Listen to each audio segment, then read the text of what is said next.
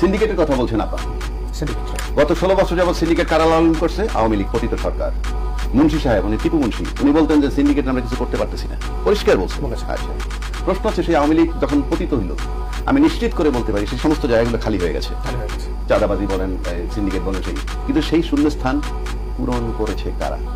This is my question. খালি নাই, পূরণ করেছে কারা? যারা শক্তিধর নিশ্চয় তারই। আমার তো দরকার নাই তো, যারা পূরণ করেছে তাদের কাছে দেশ নিরাপদ কিনা। সিম্পল, আপনি একবার বুঝে নেন কারা সিন্ডিকেট। দুই আসেন আইন শৃঙ্খলা বাহিনী, দুইটা কারণে সক্রিয় হবে আইন শৃঙ্খলা বাহিনী। Number one, if Yunus is removed, কালকে ইউনুস সাহেব ধাক্কাটা বাইর করে দেন, রাজ্জাকিরে বসান, সমস্ত প্রশাসন নামবে, আরামসে কাজ করবে। তাহলে কি আমি বেশি যোগ্য? নো, আমাকে বর্তা বানাইতে পারবে প্রশাসন। এই জন্য ইউনুস সাহেবের লোম টাচ করতে পারতেছে না কেউ।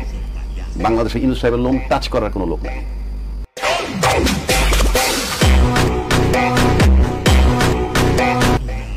আমি যদি প্রধান উপদেষ্টা আর ইউনুস সাহেব যদি স্বরাষ্ট্র উপদেষ্টা বানাই রাখি, তাও একই কাজ হবে। His presence in the state is enough.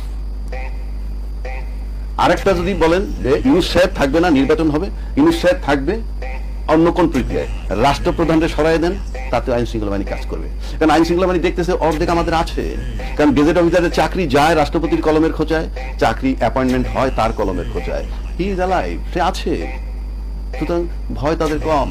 আপনি চাকরিচ্যুত করতে পারতেছেন না, স্বাক্ষরটা কিন্তু রাষ্ট্রপতি করবে।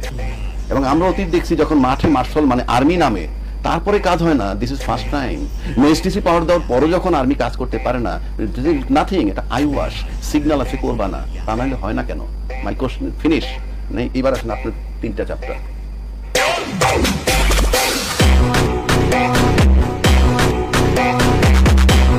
বাংলাদেশে ছাত্ররা বিদায় দিয়ে দিছে, ছাত্ররা না, আমি ছাত্র আসে মেইনলি তাদের সবাই একত্র হয়ে যায়। আমি সে কি করছে, হাসিনাকে সরাই দিয়ে আমাকে বসায় দিল। বসায় দেওয়ার পর কি হইল, সেকেন্ড ধাপটা আসলো যে রাষ্ট্রপতিকে সরাইতে হবে, কারণ তো মসজিদের ইমাম না, আগেও বলছি এখনো বলছি।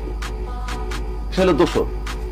তাকে যখন অপারেশন করতে গেল, তখন একটা বড় দল বলল তাকে অপারেশন করলে সাংবিধানিক সংকট হবে। আমি আসমান দিয়ে বললাম, শেখ হাসিনার সরাইলে কি সাংবিধানিক সংকট হয় না? আপনি এখানে সাংবিধানিক সংকট হয়ে গেল। আমি তো এই রাজনীতিবিদ, আই ক্যানট ফেল। বিপ্লব পরবর্তী আবার আসলে প্রশ্ন আসে কেন? হ্যাঁ, তাহলে ঘাড় দিয়ে বের করে দিতে হবে।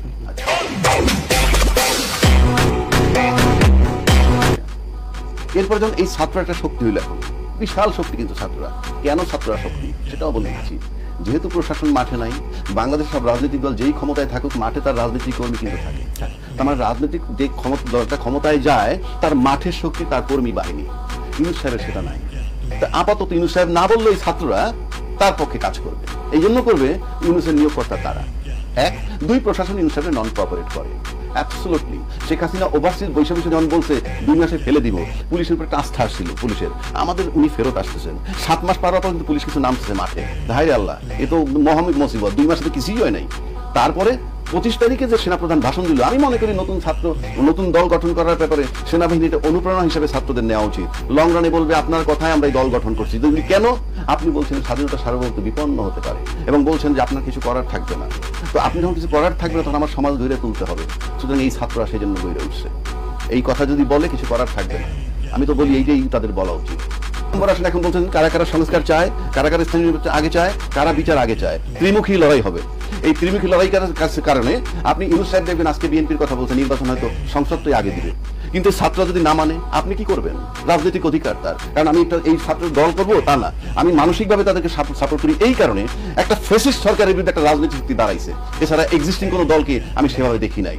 সব দলের একত্র উচিত ছিল একটা জায়গায়, যে শেখ হাসিনার এবং ওই স্বৈরাচারের বিচারটা অন্তত করো।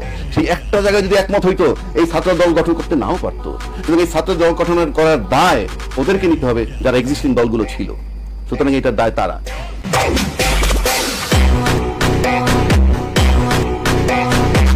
এখন ইউনুস সাহেব নির্বাচন দেয়, আমি মোটামুটি নিশ্চিত নির্বাচন হওয়ার সম্ভাবনা খুবই কম। কারণ 3টা ফোর্স প্যারালালি চলবে। ছাত্রদের একটা ফোর্স, এই রাজনীতিবিদদের একটা ফোর্স, পাশাপাশি আপনি যদি মনে করেন মাঠে যে আইন শৃঙ্খলা বাহিনী নাই, সেখানে সেনাবাহিনী প্রধান, উনি একটা রেজিমেন্টেড ফোর্স, উনি একটা শক্তি। ওনার এই 3টা সমন্বয় না হওয়া পর্যন্ত আপনি বাংলাদেশের নির্বাচন অনিশ্চিত।